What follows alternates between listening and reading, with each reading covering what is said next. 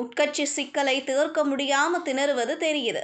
எடப்பாடி பழனிசாமியை அட்டாக் செய்த கிருஷ்ணசாமி. உட்கட்சிக்குள் தினகரன், ஓபிஎஸ், சசிகலா பிரச்சனையை எதிர்கொள்ள முடியாமல் எடப்பாடி பழனிசாமி திணறுகிறார்.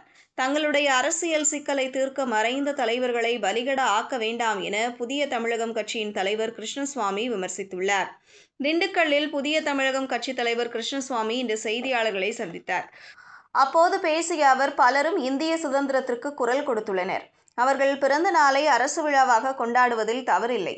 எந்த ஒரு அரசியல் கட்சியும் தேர்தல் நேரத்தில் மறைந்த தலைவர்களின் பெயரை பயன்படுத்தி அரசியல் ஆதாயம் தேட முயற்சிக்க கூடாது. ஆளுங்கட்சியை எதிர்த்து பேச எவ்வளவோ பிரச்சனைகள் இருக்கிறது. அதையெல்லாம் விட்டுவிட்டு எதிர்க்கட்சி தலைவர் எடப்பாடி பழனிசாமி திடீரென மதுரை விமான நிலையத்திற்கு பெயர் சூட்டுவது குறித்து பேசியுள்ளார். டெல்லி சென்று மத்திய உள்துறை அமைச்சர் அமித்ஷாவிடமும் பேசியுள்ளார்.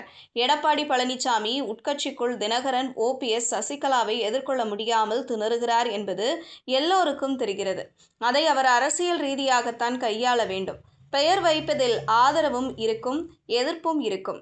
எடப்பாடி பழனிசாமி தேவையில்லாமல் சர்ச்சைக்குரிய பேச்சை எடுப்பதன் அவசியம் என்ன? ஒரு தரப்பு ஆதரவு கிடைத்த போதும் மற்றொரு தரப்பு எதிர்க்கத்தான் செய்யும். உங்கள் கட்சிக்குள் தினகரன், ஓபிஎஸ், சசிகலா பிரச்சனையை நீங்கள் சரி செய்து கொள்ளுங்கள். ஆனால் மறைந்த தலைவர்கள் பெயரை வைத்து அரசியல் செய்ய வேண்டாம். தொடர்ந்து பேசிய கிருஷ்ணசுவாமி, மதுரையைச் சேர்ந்த மாவட்ட திமுக நிர்வாகி ஒருவர் கேட்டரிங் ஆர்டர் கொடுத்தவருக்கு பணம் கொடுக்காமல் சாதி குறித்து பேசியுள்ளார். அவரை கட்சியிலிருந்து முதல்வர் ஸ்டாலின் நீக்க வேண்டும். அவர் மீது தீண்டாமை வழக்கு பதிவு செய்ய வேண்டும். திமுகவை சேர்ந்தவர்கள் அதிகமாக சாதியை தூண்டும் வகையிலும் இழிவுபடுத்தும் வகையிலும் பேசுகின்றனர். 18 லட்சம் பேர் அரசு ஊழியர்களாக இருக்கிறார்கள்.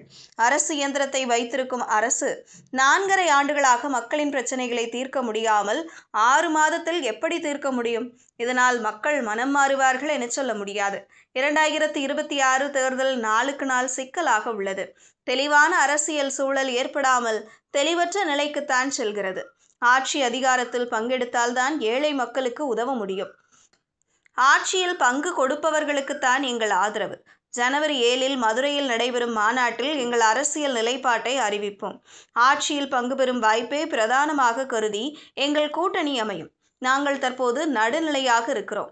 2026 ஆட்சி அதிகாரத்தில் பங்கு என்பதுதான் எங்களின் பிரதான நோக்கம். நாங்கள் வெற்றி பெற வேண்டும், சட்டப்பேரவைக்கு செல்ல வேண்டும். தாவேக புதிதாக அரசியல் களத்தில் நுழைந்துள்ள இயக்கம். அவர்கள் நாளுக்கு நாள் தங்கள் செல்வாக்கை அதிகரித்து வருகின்றனர். இதை இன்னும் பன்மடங்கு அதிகமாக்குவார்களா என பொறுத்திருந்து பார்க்க வேண்டும். தாவேகவை கணித்த பிறகே முடிவெடுப்போம்.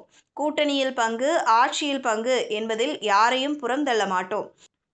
தாவேகவையும் கணக்கில் கொண்டே எங்கள் அரசியல் உத்தியை வகுப்போம் என தெரிவித்துள்ளார்.